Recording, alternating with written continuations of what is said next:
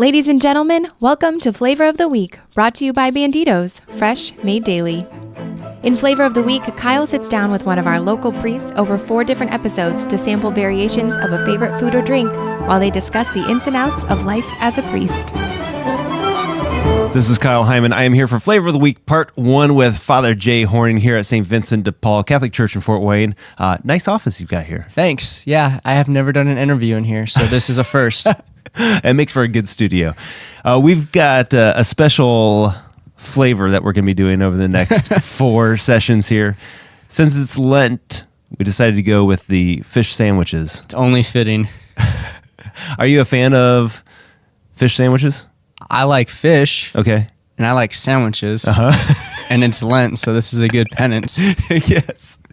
Yeah, we didn't necessarily go with the gourmet options. These are more your fast food. I think these are good options, though, for people that on Friday when they're not able to make it to the fish fry or they're just kind of running around and they want to maintain that abstinence from meat.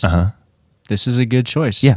Now, Andrew's actually going to be bringing us a 4th one here pretty soon. But this is kind of a big sandwich. I was expecting something a little tiny here. Okay. All right. You want to go ahead and cut this in half here? Slice that. Slice as well.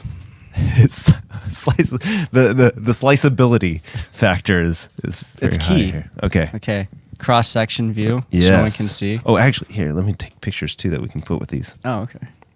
I always forget to take pictures.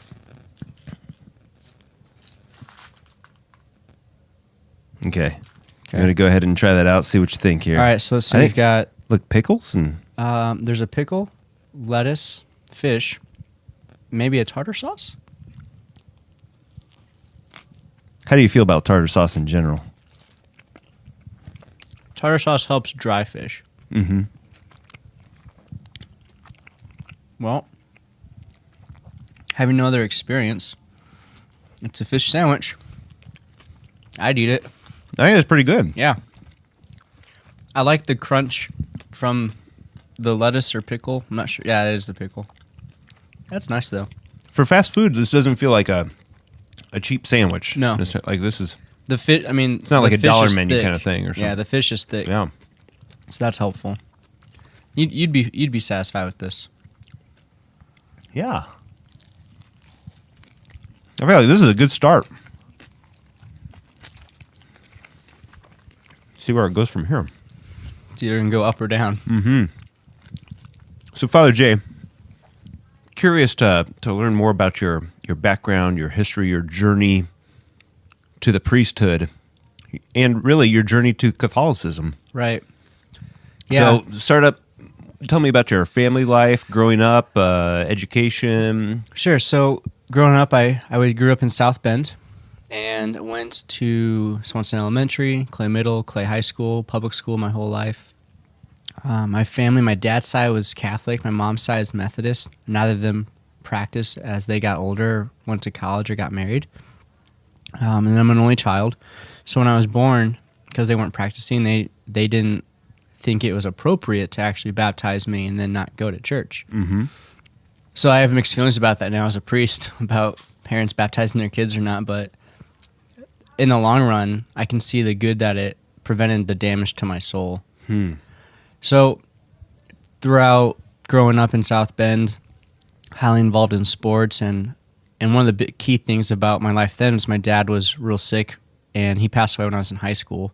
And that kind of caused me to mature a lot faster and also pick a particular career path. So I really wanted to be a nurse. So when I was looking for schools, I chose the University of St. Francis in Fort Wayne because of its nursing program and because I was also offered some scholarships to run cross-country and track. Okay. So that's why I went there, and people are like, why are you going to a Catholic school? You're not Catholic. Mm-hmm. It's like, well, I don't care about that part.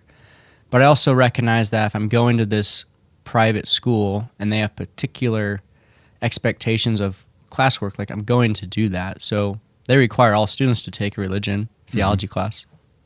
And I think that was very good. That introduced me to a priest for the first time because I had a priest teach me my New Testament class.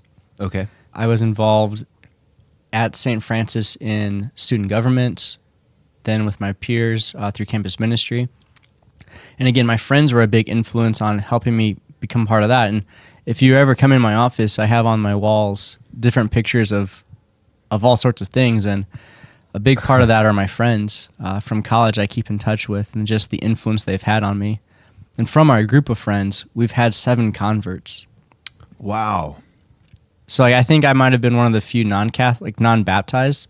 Might have been one or two others, but then the rest were all of different faiths and entered the church. So discovering the church at St. Francis and discovering the reality that Jesus Christ loves us, wants to have a relationship with us, and continues to strive to seek us out was a new idea.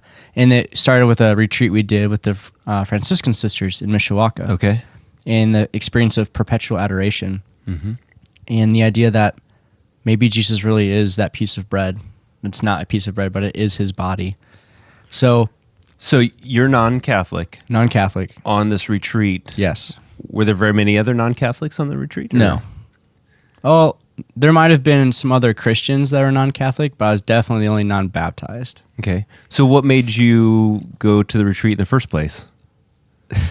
To be part of campus ministry, you had to go on a retreat, so I was forced to go. Okay. So it wasn't But voluntary. you chose to be part of campus ministry. I chose to be a part of campus ministry, and I chose to say, okay, I'll go on this retreat reluctantly. Uh-huh. But as most people probably experience retreats from time to time. But it was the best decision I made to really introduce myself to the church in a deeper way. Sure. So fast forward from that retreat as a sophomore, junior, senior year, going through and continuing to be heavily involved in campus ministry, helping to put on Bible studies, helping to instigate adoration on campus, and myself going to adoration on campus, spending, and this is where I knew something was different. I was in adoration from a 4 to 5 o'clock slot on a weekday, and I had an evening class, and my replacement never came at 5 o'clock, and I was in the chapel with Jesus, and in my heart, I knew I can't leave him. Him, not it. Yeah. And I didn't have my phone with me because I wanted to be just myself and him. And I just waited there for like another half an hour before someone showed up. And I missed my evening class. But that was the kicker. I was like, I know this is real, and I desire to receive him now in the Eucharist. So that led then to my senior year of going through RCIA at St. Elizabeth Ann Seton. And that led to a job opportunity at St. Elizabeth Ann Seton as a youth director.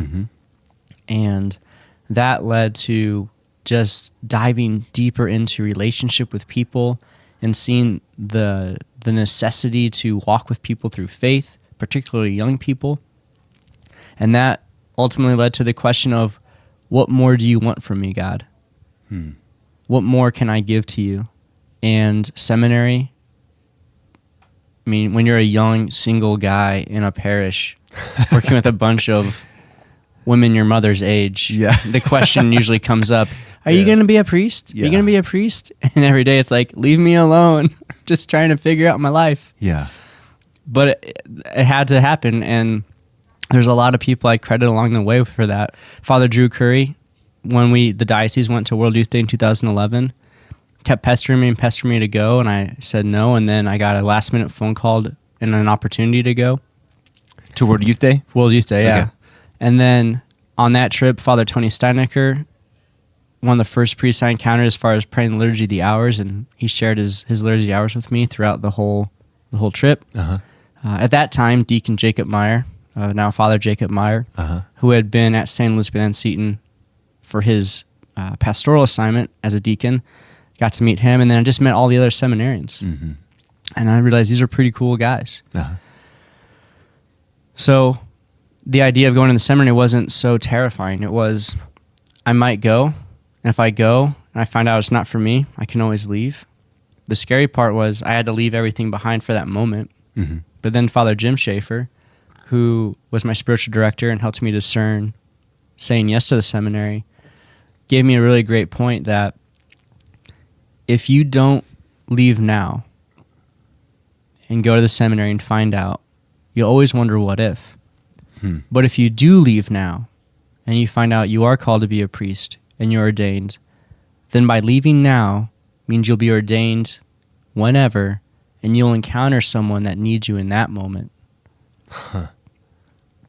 So he was absolutely right. And I've seen that in waves just by being here at St. Vincent's and being involved with the youth ministry program and the grade school and being one of the chaplains at Bishop Dwenger, that, yes, God had me go to the seminary when I did in 2012, to be ordained a priest in 2018, to encounter people where they need me now, part of his divine plan. Yeah. Priest for less than a year, and all of the encounters that you've had in the past, 8 months, 9 months, wouldn't have happened if you would have waited another year. Right. Huh.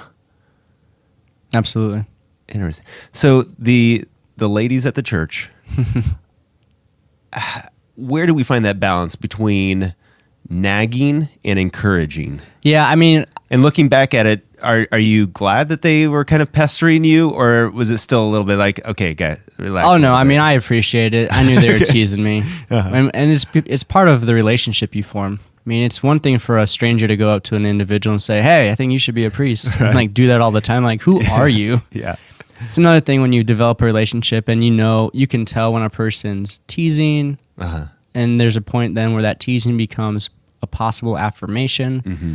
And then also, I mean, this is the same for parents.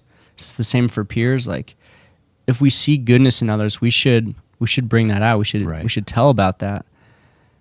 Also recognizing that we need to be open to the Holy Spirit and God's calling us to affirm others and to receive that affirmation. Mm-hmm.